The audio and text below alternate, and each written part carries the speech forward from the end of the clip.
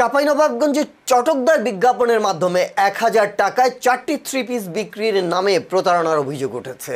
অতিরঞ্জিত বিজ্ঞাপনের মাধ্যমে বিক্রির ফাঁদ পেতেছে জেলা শহরের শান্তিমোড় সংলগ্ন উত্তরবঙ্গ বাটিক হাউস।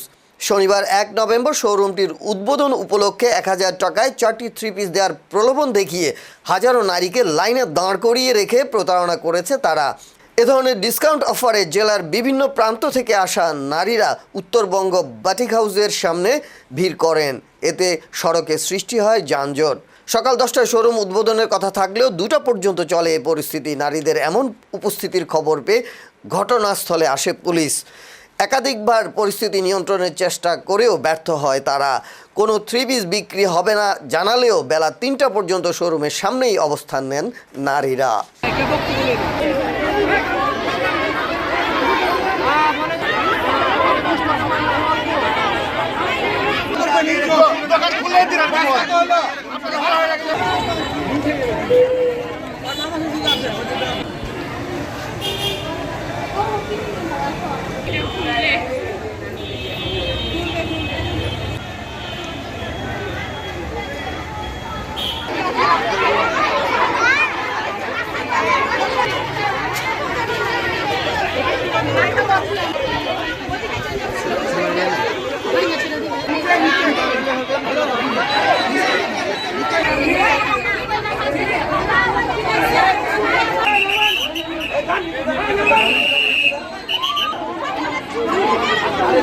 আজকে দিবে না বন্ধ